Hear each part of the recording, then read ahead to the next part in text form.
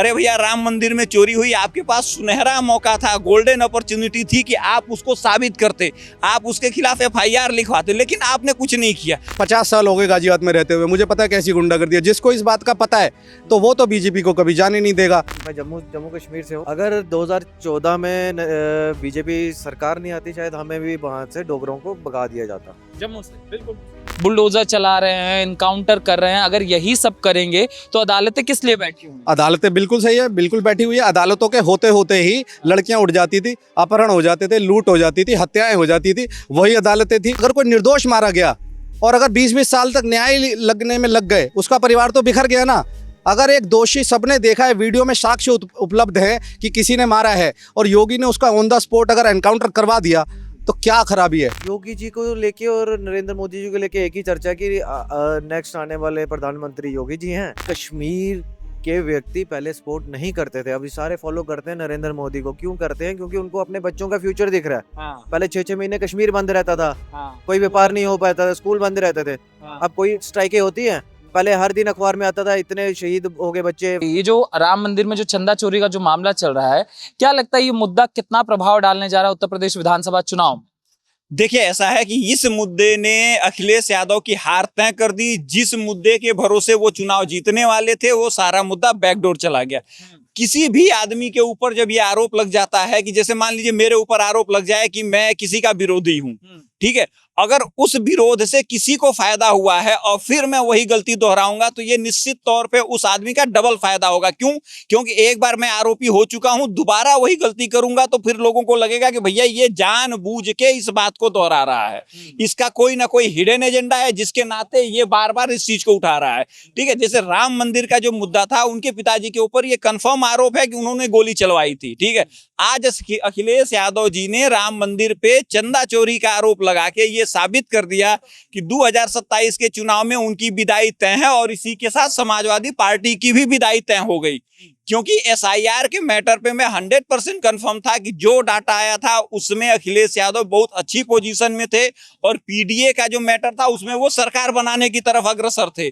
इसमें कोई दो राय नहीं था कि योगी जी ने बहुत बढ़िया काम किया है। और अब 2027 में जो भी लखनऊ की गद्दी पे बैठेगा, वो आने वाले 20 सालों तक निर्विवाद रूप से लखनऊ पे शासन करेगा।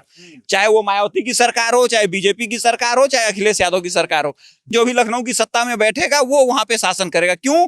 क्योंकि पिछले 20 सालों का रिकॉर्ड उठा के देख लीजिए, सारा कुछ तैयार बैठा है। अब केवल फ्लाइट को टेक ऑफ करना है। वो अखिलेश यादव, वो मुलायम सिंह यादव, वो शिवपाल यादव, जो आज तक राम मंदिर नहीं जा पाए, जिनके परिवार पे ये आरोप है कि उन्होंने राम मंदिर के लिए राम भक्तों पे गोली चलवाई थी, इस मुद्दे को उठा के फिर एक बार उन्होंने साबित कर दिया कि यूपी में धार्मिक विकास से अखिलेश यादव का कोई लेना देना नहीं है। जिससे कुंभ हाईलाइट हुआ, जिसके नाते राम मंदिर से आज लाखों 20 लाख लोग रोजगार से जुड़े हुए हैं, इस मुद्दे के चलते अखिलेश यादव ने अपने पैर पे कुल्हाड़ी नहीं मारी है, कुल्हाड़ी पे पैर मार दिया है। क्यों? क्योंकि जो अखिलेश यादव जी एक इंटेलिजेंट मुख्यमंत्री, आप एक बात समझिए कि जो मुख्यमंत्री 2012 में लैपटॉप की बात कर रहा था, जो मुख्यमंत्री लखनऊ एक्सप्रेसवे बनवा रहा था, आज वो मुख्यमंत्री रात को शाम को बैठ के बोल रहा होता है कि मैं तो पंडित से पूछ के अपना बाल कटवाता हूं, मैं तो पंडित से पूछ के ये काम करता हूं, मैं तो बहुत बड़ा कृष्ण भक्त हूं। वो अलग बात है कि कृष्ण भक्त की बात करने वाला आज तक मथुरा नहीं गया। ईदगाह वाले, मथुरा ईदगाह वाला जो मैटर है, उसके मैटर पे उसकी जबान नहीं खुली। परिणाम क्या हुआ? उसका प्रवक्ता आता है और सुबह टीवी पे बैठ के बोलता है कि पंडित तो वेश्या होती है। ठीक है, तो जो अखिलेश यादव जी एक ब्राह्मणों के खिलाफ सिंपैथी वाला कार्ड खेल रहे थे, उसकी धज्जियां उड़ा देता है। इसीलिए मैं बोलता हूं कि एक ऐसा मुख्यमंत्री जो लैपटॉप बांट रहा था, उसके कार्यकर्ता और उसके प्रवक्ताओं ने उसे अकललेस बना के रख दिया है। उसे क्या बात करनी है पता नहीं। उसकी बीवी का अपमान होता है, उसकी जबान नहीं खुलती। उसकी बेटी का अपमान होता है, बीजेपी वाले उसके ऊपर प्रदर्शन करते हैं, तब भी इनका जबान नहीं खुलती है। इनको केवल एक मुद्दा लगता है, वो क्या है? राम मंदिर में चोरी हुई। अरे भैया राम मंदिर में चोरी हुई, आपके पास सुनहरा मौका था, गोल्डन अपॉर्चुनिटी थी कि आप उसको साबित करते, आप उसके खिलाफ FIR लिखवाते, लेकिन आपने कुछ नहीं किया।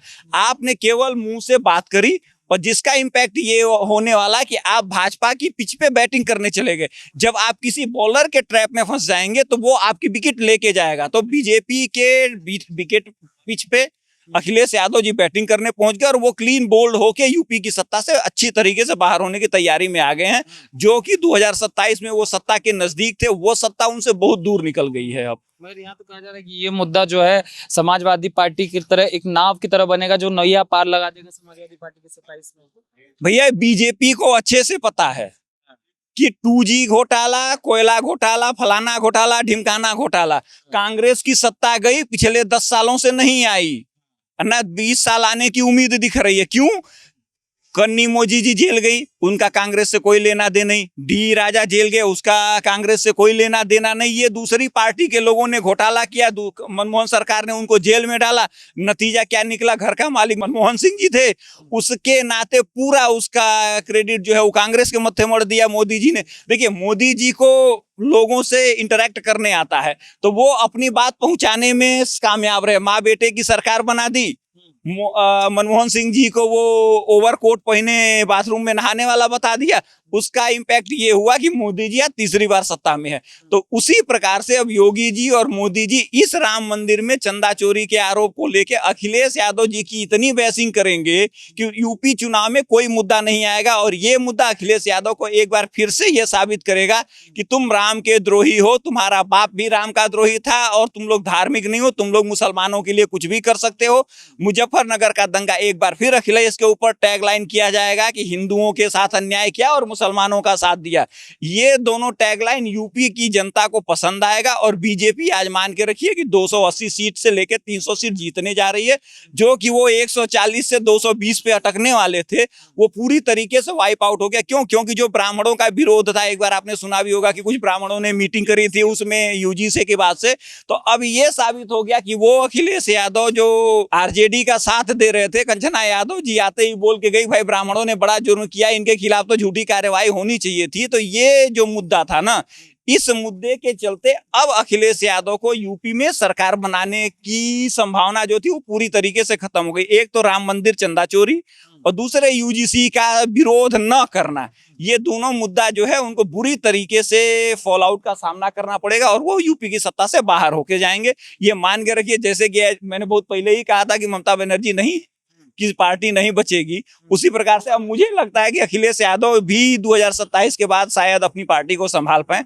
और टूट फूटते हैं। क्यों? क्योंकि समाजवादी के लोग अग्रेसिव हैं, उन्हें अपने अपने लोगों के लिए वो थाने को कब्जा करने में भी पीछे नहीं जाते। और अपनी एक बार उनकी बीबी का मैटर हुआ और दूसरी बार उनके बेटी का मैटर हुआ, तो मेरी बहुत सारे लोगों से बात हुई है जिनको ये लगने लगा कि वो अखिलेश यादव जो मुलायम सिंह यादव की विरासत कैरी करते थे, वो इस समय जो है अकललेस हो गए हैं।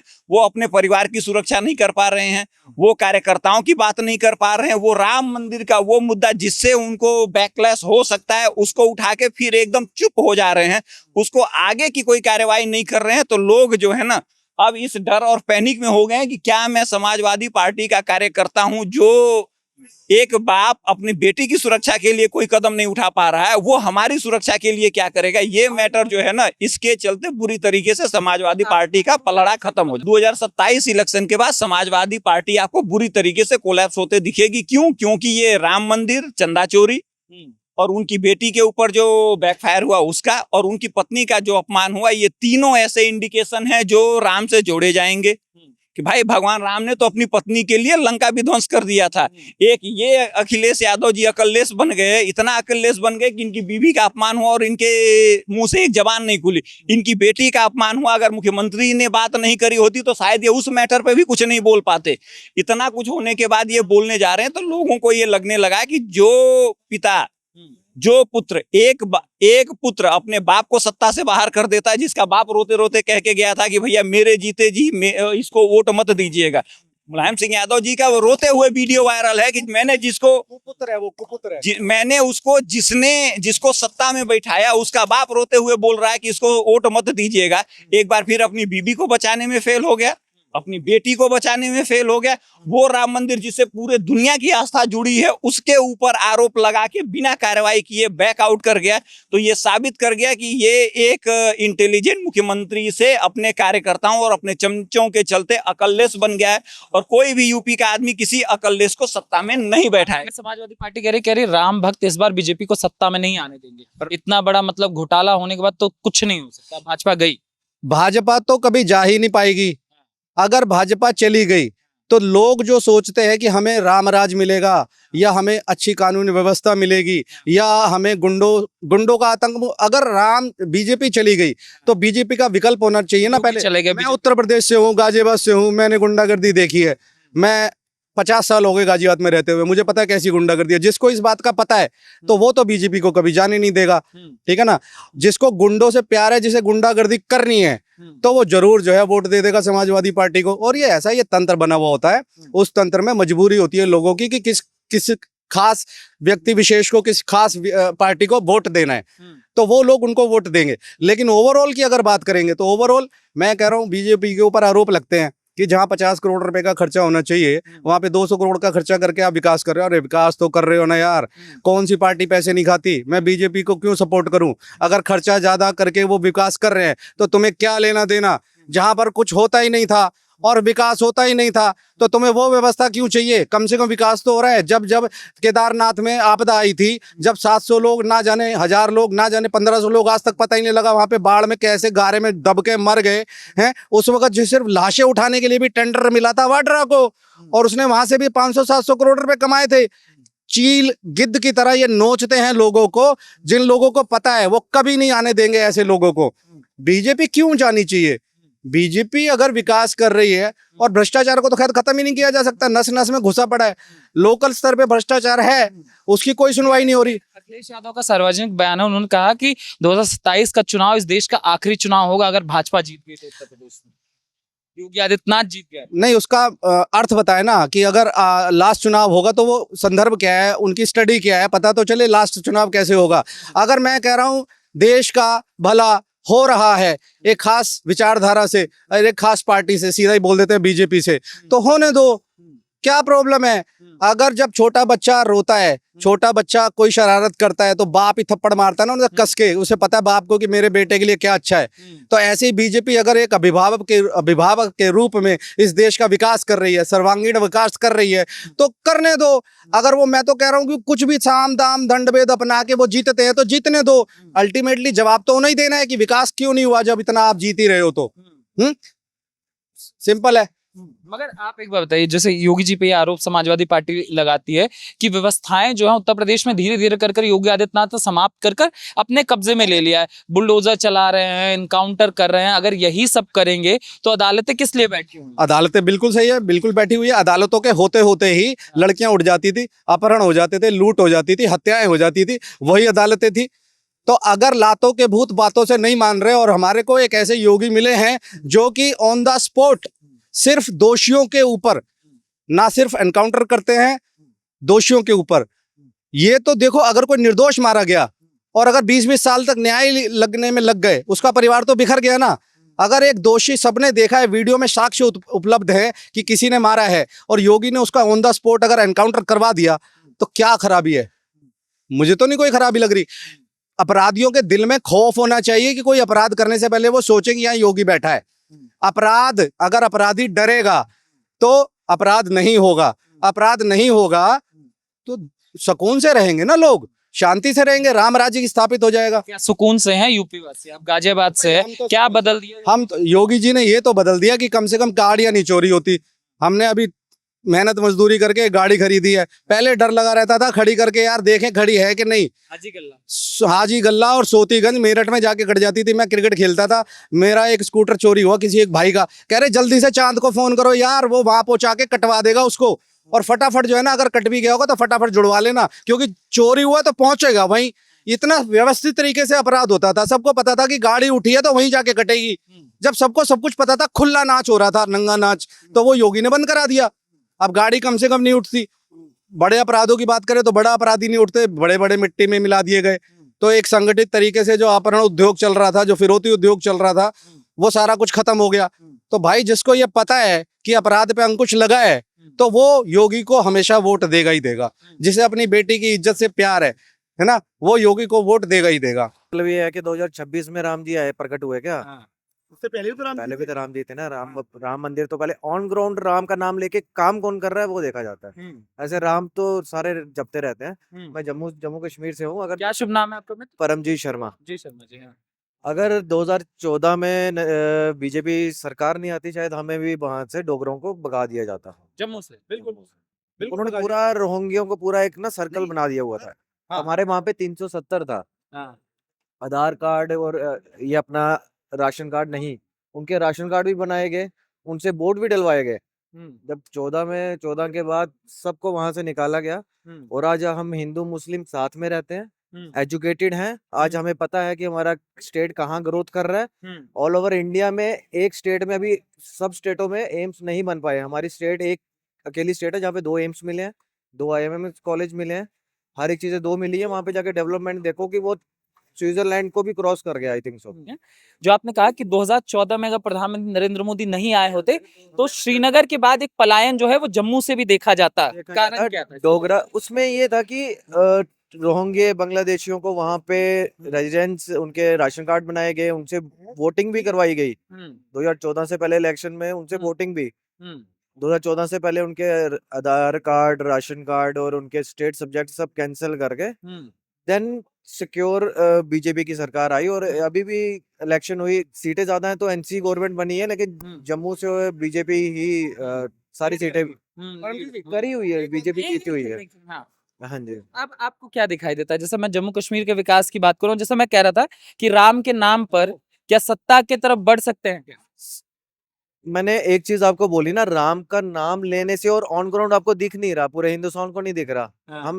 मैं राम का नाम ले रहा हूँ, कर कुछ नहीं रहा, मैं राम के नाम पे कर रहा हूँ। पूरे हिंदुस्तान को साथ में लेके चल रहे हैं नरेंद्र मोदी जी। ऐसा नहीं है कि किसी धर्म को छोड़ दिया है। छोड़ दिया है, सबको साथ में लेके चल रहे हैं। सर 2014 में कुछ से पहले तो कुछ था ही नहीं जम्मू कश्मीर में। आज आप जाके विजिट करके तो देखो, वंदे भारत श्रीनगर जा रही है, कश्मीर ट्रेन जा रही है, एशिया का सबसे बड़ा ब्रिज बना है, अभी बना ना वंदे भारत, मतलब जम्मू को कनेक्ट कर रही है श्रीनगर तक, है ना ट्रेन। होने वाला है। तो और क्या चीजें चाहिए? 2 एम्स हॉस्पिटल, जम्मू वाला रेडी, इलाज स्टार्ट है, और कश्मीर का भी काम चल रहा है। मतलब और कैसा फ्लाईओवर्स में रिंग रोड्स बन चुके हैं, मतलब इतना, मतलब कि डेवलपमेंट की आप एक होता है ना कि मतलब कुछ इतना सा करके तो मतलब बोर्ड ले लिया, वैसा नहीं है। अच्छा, जम्मू में योगी जी को लेकर क्या चर्चा होती है? योगी जी को लेके और नरेंद्र मोदी जी को लेके एक ही चर्चा है कि नेक्स्ट आने वाले प्रधानमंत्री योगी जी हैं। हाँ। बस यही चर्चा है। और कारण क्या दिखता है इसका? कारण ये है कि ऑन ग्राउंड हमें दिखा करके दिखाया उन्होंने। हाँ। एक है ना? कश्मीर का व्यक्ति मानता है कि अगर आने वाले कश्मीर के व्यक्ति पहले सपोर्ट नहीं करते थे, अभी सारे फॉलो करते हैं नरेंद्र मोदी को। क्यों करते हैं? क्योंकि उनको अपने बच्चों का फ्यूचर दिख रहा है। हाँ। पहले 6-6 महीने कश्मीर बंद रहता था, हाँ। कोई व्यापार नहीं हो पाता था, स्कूल बंद रहते थे। हाँ। अब कोई स्ट्राइकें होती हैं, पहले हर दिन अखबार में आता था इतने शहीद हो गए बच्चे फलाने घर से, कैलेंडर निकलते थे। वैसे होता था। अभी कोई 6 महीने में एक आपको सुनाई देता है कि एनकाउंटर हो गया। हाँ। पहले क्या होता था कि टेररिस्ट बाहर आता था, कांड करके मर जाता था। हाँ। अब घर पे बैठ के सोचता है कि मैंने अटैक करना है, घर जाके ही ठोकाते हैं।